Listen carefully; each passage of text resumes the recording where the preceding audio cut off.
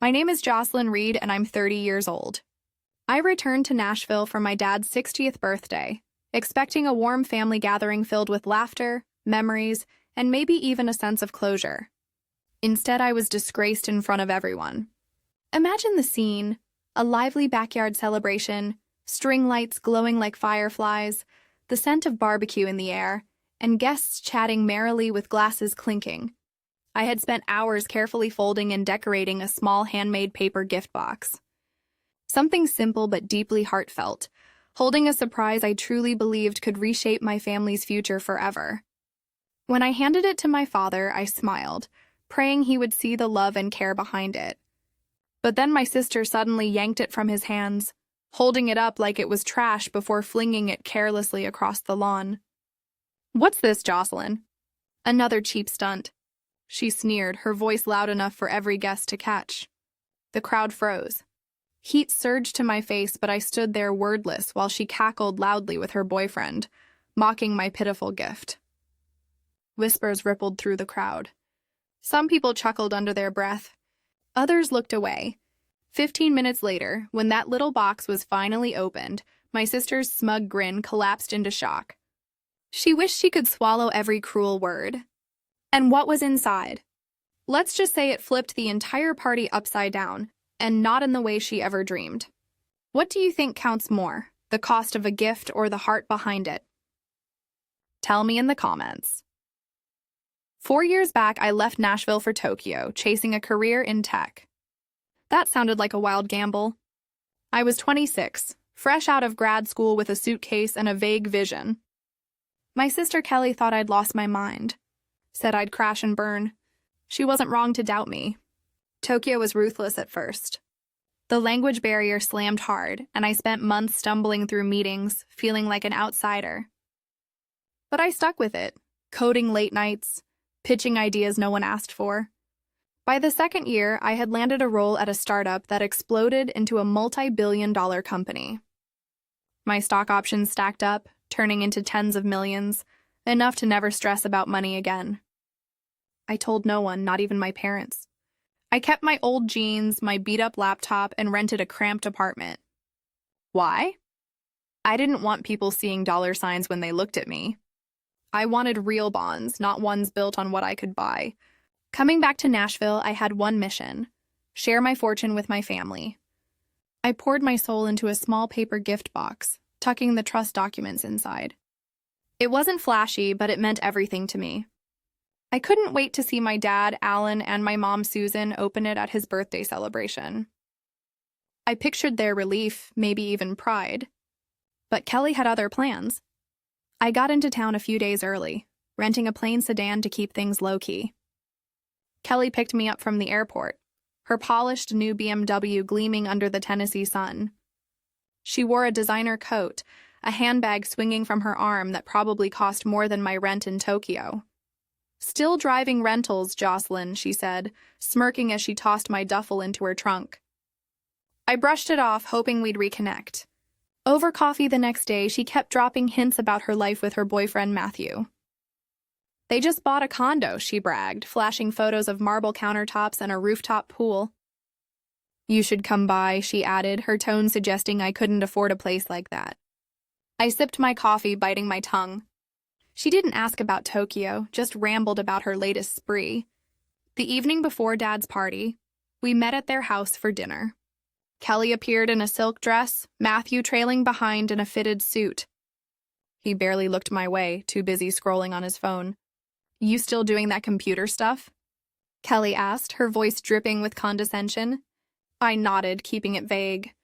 "Must be rough," she said, glancing at my plain sweater and sneakers. Not everyone can keep up with Nashville's scene. Mom tried to shift the subject, asking about my flight, but Kelly cut in boasting about a new watch Matthew got her. It was obvious she thought I was broke, maybe even jealous of her glittery life. I let her believe whatever she wanted. The truth was, I didn't need a designer purse to feel whole. My worth wasn't in what I wore. It was in what I had built and what I planned to give. That night, lying in my childhood bedroom, I thought about the gift box tucked in my suitcase. It wasn't just wealth. It was security for Dad and Mom, a chance for Kelly to chase her own goals without clinging to Matthew. I pictured her face when she saw the trust papers, hoping it might bridge the rift between us. We'd always been different. She craved the spotlight. I stayed in the background. But I believed family could outweigh that. I didn't know then how wrong I was, how her words would slice deeper than I could ever imagine. But that's what happens when you assume someone values the same things you do. The party was planned for tomorrow, and I just wanted to arrive simply as myself. No masks, no pretenses, nothing hidden. The evening of Dad's 60th birthday came, and I stepped into the backyard of his Nashville home, clutching the small paper gift box I'd made. The space was intimate with picnic tables draped in checkered cloths and a few lanterns casting a golden glow. Guests mingled, sipping lemonade and beer, their chatter blending with soft country tunes from a portable speaker. I'd spent hours folding that box, knowing it carried a future free of money worries for my family. I wasn't ready to reveal what it meant yet, waiting for the moment to feel right. But as I scanned the crowd, a knot twisted in my stomach. Kelly was already commanding attention, her laughter sharp and showy. I approached the gift table, setting my box beside a stack of brightly wrapped presents. Kelly spotted me, her eyes narrowing as she sauntered over with Matthew close behind. She wore a glittering dress that caught the light while he sported a flashy watch and a smug grin. "What's that?" Jocelyn, Kelly asked, picking up my box like it was a toy. "Did you make this in arts and crafts?" Her tone was light, but the jab cut deep. A few guests nearby snickered, glancing at me. Matthew leaned closer, inspecting the box. "Looks like something you'd dig up in a thrift store," he said loudly enough for others to hear. The words burned, but I forced a smile, brushing it off. Kelly's friend Cynthia pulled out her phone, aiming it at the box. "Oh, this is priceless," she said, giggling as she started recording. "Kelly, show it off." Kelly lifted the box higher, turning it for the camera. "This is Jocelyn's grand contribution," she declared, her voice dripping with mockery. "What even is this? A coupon for hugs?" The crowd laughed harder, and I felt my cheeks flush. Cynthia kept filming, her fingers tapping to post the video online. I clenched my fists, resisting the urge to snatch the box away. They didn't realize what was inside, and I wasn't about to let their ridicule ruin my plan. I turned, spotting Mom and Dad near the grill. "Hey, Jocelyn," Mom called, waving me over. I joined them, grateful for the escape. Dad was flipping burgers, his apron stained with barbecue sauce. "You doing okay, kid?" he asked, his tone gentle. I nodded, not wanting to trouble him. "Just happy to be here," I said, forcing cheer. Susan squeezed my arm, her eyes warm but weary. We reminisced about old birthdays, Dad's awful fishing trips, anything to keep my mind off Kelly's digs. But I could still hear her across the yard, her voice carrying as she bragged to more guests. "Jocelyn's always been practical," she said, the word dripping with pity. Matthew chimed in. "Yeah, some folks just don't aim high." Their words cut deeper than I expected, stirring a storm of hurt and anger. I stayed close to Mom and Dad, helping serve food and chatting with neighbors, but Kelly's presence lingered like a shadow. Every time I glanced over, she was flaunting something. Her earrings, her heels, her so-called perfect life. Cynthia kept her phone out, recording everything like it was a reality show. I tried to focus on why I was there, to give my family something real, something lasting. The box rested quietly on the table, unnoticed by most, but it held everything I had worked for. I told myself to stay steady, to wait for the right time. Kelly's words were just noise. They couldn't change what I came to do. But Kelly wasn't finished, and I felt the tension tightening. I stood near Mom, handing out plates, trying to shake off the sting of her earlier jabs. The gift table sat a few feet away, my small paper box nestled among shiny bags and ribbons. I kept glancing at it, knowing what it contained, hoping Dad would open it soon. But then Kelly's voice sliced through the chatter, sharp, commanding, pulling every eye her way. She strutted toward the gift table, her sequined dress glimmering under the lanterns. Matthew followed, his grin wide like they were about to perform. Kelly snatched my box from the pile, holding it aloft like a prize. "Jocelyn, seriously, She called out, her voice loud enough to silence the crowd. "This is your present for Dad's big night?" She shook the box. It's light, drawing chuckles from a few guests. Before I could speak, she hurled it across the lawn, the paper crumpling as it hit the grass. "Cheapskate move, Jocelyn," she said, her tone razor-sharp. "Couldn't even buy a proper gift." The word cheapskate hit like a slap, echoing in the sudden hush. Faces turned toward me, some amused, others uneasy. Cynthia, phone in hand, was already live-streaming, her camera trained on the box in the grass. "This is gold." She laughed, panning to Kelly's smug grin. "Y'all, Jocelyn's out here with a dollar store special." The live chat lit up, comments rolling in, magnifying the humiliation. My chest pounded, my hands shook as I stood frozen. Every instinct screamed to run, to grab the box and disappear, but my legs refused to move. The weight of dozens of eyes pinned me in place, my throat tight with shame. Dad stepped forward, his face set and stern. "Kelly, that's enough." His voice was low but firm. He started toward the box, but Susan gripped his arm. "Kelly, apologize to your sister," she urged, her eyes flicking between us. Kelly only laughed, tossing her hair back. "Apologize for what?" "Mom, Jocelyn's the one who showed up with that." She gestured at the box, now scuffed and torn. "If she can't manage a proper gift, that's not my problem." Matthew nodded, folding his arms. "Some people just don't get it," he added, his tone smug. The crowd murmured with a mix of gasps and whispers as Cynthia kept recording, her phone capturing everything. I stood there, the humiliation searing through me. My plain jeans and sweater felt like a spotlight, marking me as the outsider Kelly wanted me to be. I wanted to shout that the box wasn't what it looked like, that it carried something far greater than they could imagine. But nothing came. I clenched my jaw, staring at the grass, refusing to give Kelly the satisfaction of seeing me crack. I had worked too hard, come too far to let her words define me. Still, the shame pressed down like a wave. I couldn't fight through every laugh. Every glance cut like a blade. Dad and Susan tried again, their voices overlapping. "Kelly, pick it up and apologize," Dad demanded, sharper now. Susan stepped closer to me, her hand resting on my shoulder. "Jocelyn, don't listen to her," she whispered, but her comfort barely registered. Kelly rolled her eyes, unfazed. "Oh, please, Dad, she's fine." Maybe next time she'll actually make an effort. The crowd shifted uneasily. Some guests shook their heads, others chuckled along with Kelly. Cynthia's live stream kept rolling, the comments piling in, each one a blow I couldn't see but could feel. I stayed silent, my eyes fixed on the box in the grass. It wasn't just paper and ink. It was my heart, my years of sacrifice, my dream for this family. Kelly's cruelty couldn't erase that, but it pierced all the same. I drew in a breath, steadying myself. This wasn't over. I stood firm, eyes locked on my crumpled box lying in the grass, my chest pounding with the sting of Kelly's words. Then, a familiar figure stepped forward. My lawyer, Patricia, who I'd known since my Tokyo days. She'd flown in for the party at my request, ready to help with the surprise I had planned. With calm, deliberate steps, she crossed the yard, retrieved the box, and brushed away the dirt. "Jocelyn," she said, her voice steady. "Mind if I take a look?" I nodded, my throat too tight to respond.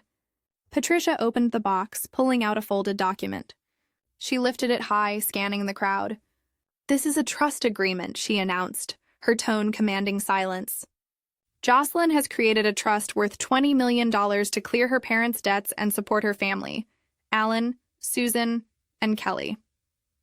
Gasps rippled through the guests. Mom's hand flew to her mouth. Dad's eyes widened, his burger tongs frozen midair. Kelly's smirk drained away, her face paling as Patricia went on. "This trust is designed to secure their future. Debts erased, homes protected, dreams funded." The crowd leaned closer, hanging on every word. Patricia paused, turning to the page listing beneficiaries. She looked directly at Kelly, her expression unreadable. "However," she said slowly, "Jocelyn has full authority to amend this trust. Considering recent behavior, she may rethink who benefits." The words hung in the air like a storm ready to break. Guests turned toward Kelly, their whispers sharp and condemning. Did she really say that about Jocelyn? One muttered. That's her sister, another hissed.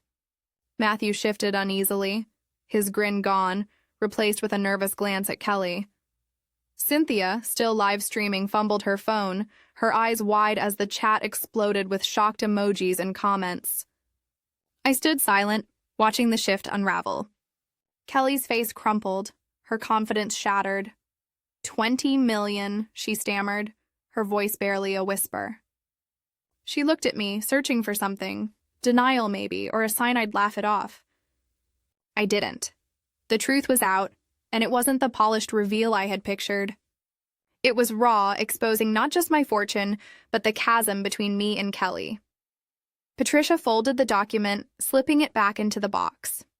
Jocelyn worked tirelessly for this, she said firmly. She wanted to share it with her family, but respect must go both ways. The crowd nodded, some glaring at Kelly, others shaking their heads in disbelief. Mom stepped closer, her eyes glassy. Jocelyn, is this true? She asked, her voice trembling. I nodded, managing a small smile. It's for you and Dad, I said softly. I wanted to make things easier. Dad wrapped an arm around Mom, his face a mix of pride and shock. Kid, I had no idea, he said, his voice thick. The guests' murmurs grew louder, their tone shifting from amusement to outrage. She called her a cheapskate for that? A neighbor whispered. Unbelievable, another said, loud enough for Kelly to hear. Matthew edged away, his phone suddenly more interesting than the scene unfolding. Cynthia's live stream was now a wildfire, the video racking up views as strangers online piled on. This is insane, one comment read. Her sisters loaded, and she did that. Kelly's eyes darted to Cynthia, who looked panicked, realizing her video was turning against her friend. I didn't know, Cynthia mouthed. But Kelly just stared, her hands shaking. The crowd's judgment was palpable, their whispers like a chorus of disapproval. I felt a strange mix of vindication and sadness. I hadn't wanted it to unfold this way, but Kelly's cruelty had forced the truth into the open. Patricia handed me the box, her eyes steady. It's your call, Jocelyn, she said quietly, but loud enough for those nearby to hear. I took the box, its weight heavier now, not with paper, but with the choice ahead. Kelly's eyes met mine, pleading, but I looked away. The party wasn't over, yet the air had shifted. Kelly stood a few feet away, her face a mix of panic and desperation. She pushed through the crowd, her heels sinking into the grass as she approached. Jocelyn, wait, she said, her voice softer now, almost begging. I didn't mean it. I was just joking. You know that, right? Her eyes flicked around, searching for support. But the guests' faces were cold, their murmurs sharp with judgment. I looked at her, seeing the sister I'd once hoped to reconnect with, but her words rang hollow. Joking? I said, my voice low but firm. Kelly, you've been tearing me down since I got back. That wasn't a joke. That was jealousy. Her mouth opened, then closed, her cheeks flushing crimson. The crowd watched closely, some nodding in agreement, others whispering about her behavior. Please, Jocelyn, she begged, stepping closer, her hands clasped. Don't cut me out of the trust. I need this. We're family. Her voice cracked, but I caught the calculation in her eyes, the same look she wore when flaunting her wealth. I shook my head. Family doesn't humiliate each other for laughs. You made your choice. Matthew, who had been hovering nearby, saw his chance. He stepped forward, his smile stiff, like a salesman pitching a bad deal. Jocelyn, let's talk this out, he said, his tone slick. We could work together. Maybe invest some of that trust money. No need to cut Kelly out. His eyes gleamed with opportunism, and I almost laughed. Work together? I snapped. You stood there while she mocked me. I'm not interested. Matthew's face fell, and he backed off, muttering something about misunderstandings. The crowd's whispers grew louder, some guests shaking their heads at his audacity. Cynthia, still clutching her phone, looked frantic. Her live stream had exploded, racking up thousands of views in minutes. The comments were brutal, calling Kelly entitled, fake, and a bully. She threw her sister's gift and called her cheap, one read. What a snake, another wrote. Cynthia tried to stop the video, fumbling with her phone, but it was too late. The internet had latched on, and Kelly's name was trending for all the wrong reasons. I didn't know it'd go this far, Cynthia said, her voice shaky as she approached Kelly. I thought it was funny. Funny? Kelly snapped, her eyes wet with tears. You made me look like a fool. Cynthia shrank back, the crowd's disapproval now aimed at her too. Mom and Dad pushed through, their faces etched with concern. Susan reached for my hand, her touch warm. Jocelyn, we're so grateful, she said, her voice trembling with emotion. We had no idea you'd done something this big for us. Dad nodded, his eyes misty. You've always been the quiet one, but this is incredible, he said. I smiled, my heart full despite the chaos. I just wanted to take care of you and Mom, I said, glancing at them. That's all that matters, I paused, my voice firming. But Kelly's actions have consequences. I'm only supporting you two for now. Mom's face fell slightly, but she nodded in understanding. Dad squeezed my shoulder, his expression proud but heavy. The guests were still buzzing, some openly criticizing Kelly. She had it coming, a neighbor muttered. You don't treat family like that, another said loud enough for Kelly to hear. She stood frozen, her hands trembling, the weight of her mistake sinking in. Matthew edged toward the sidelines, his phone out again, likely checking the damage online. Cynthia tried to slip away, but eyes followed her, judging her role in the mess.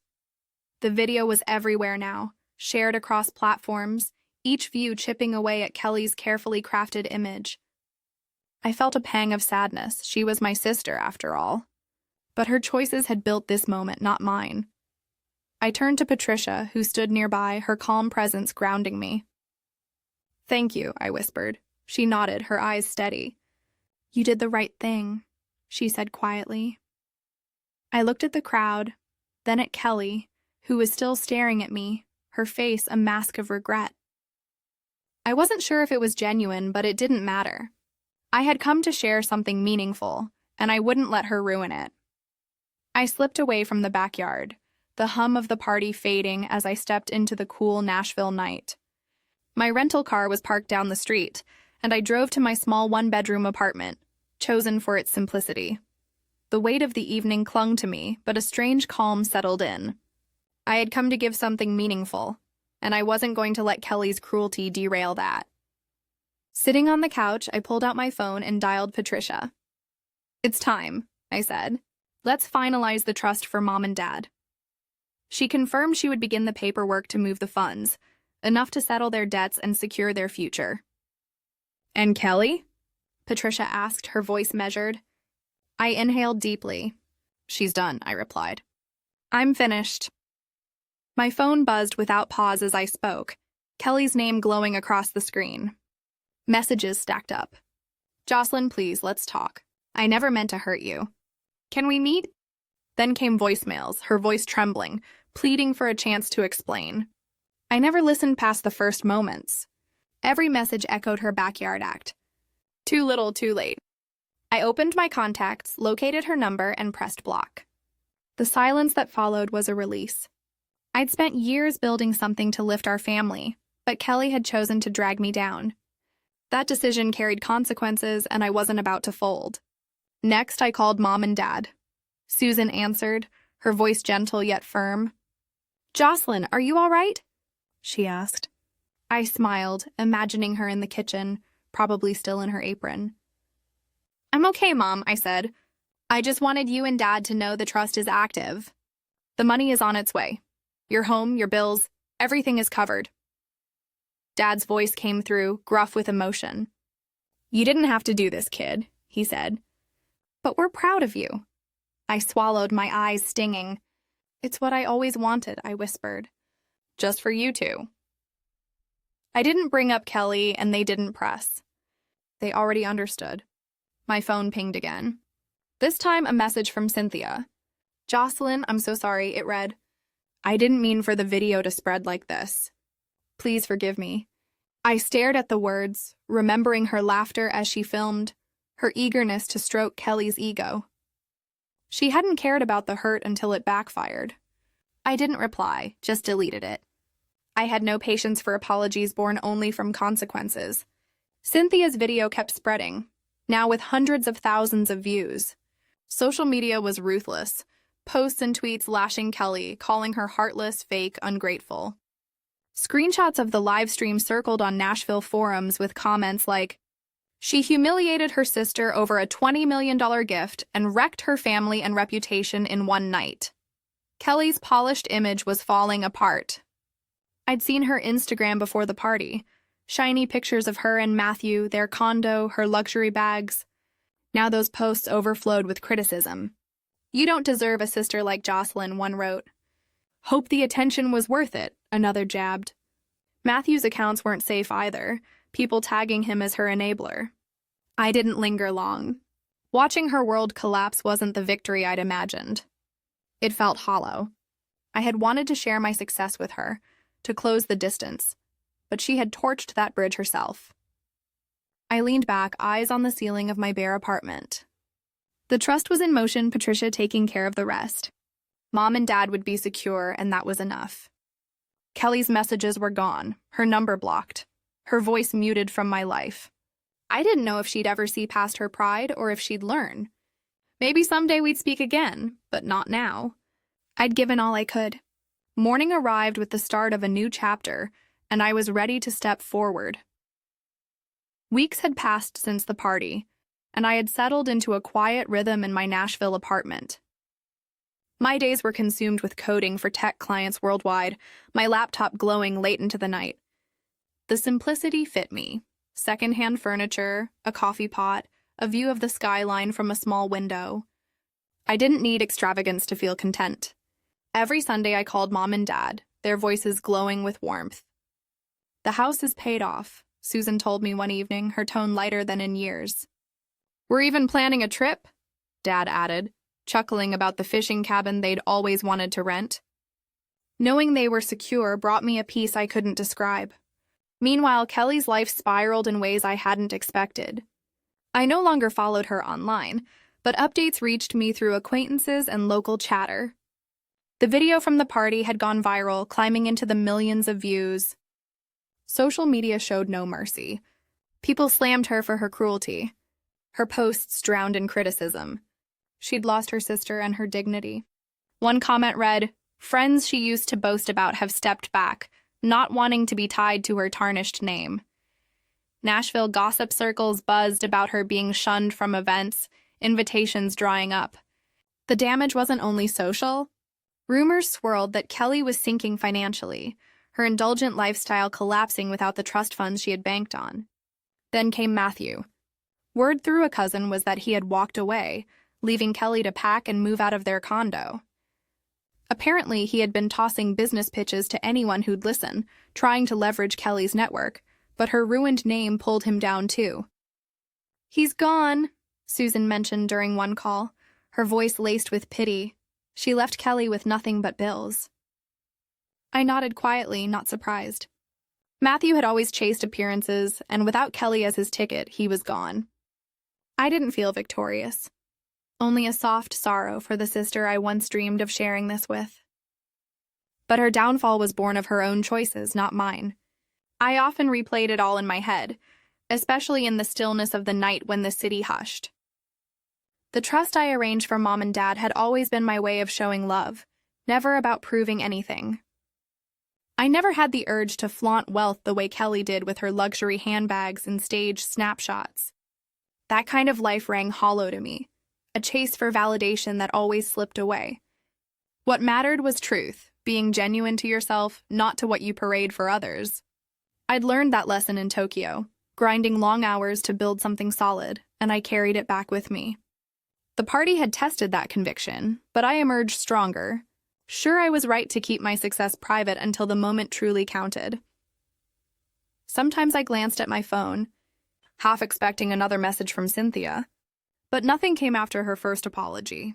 I hadn't replied, and I wouldn't. Her part in fueling the chaos wasn't something I could easily forgive, even if regret had finally found her. The internet hadn't spared her either. Her pages grew quieter, her follower numbers shrinking as people tied her name to Kelly's collapse. I didn't dwell on it. My eyes stayed forward, on projects, on calls with mom and dad, maybe a weekend trek into the Smoky Mountains. I'd carved out a life that felt honest, and that was enough.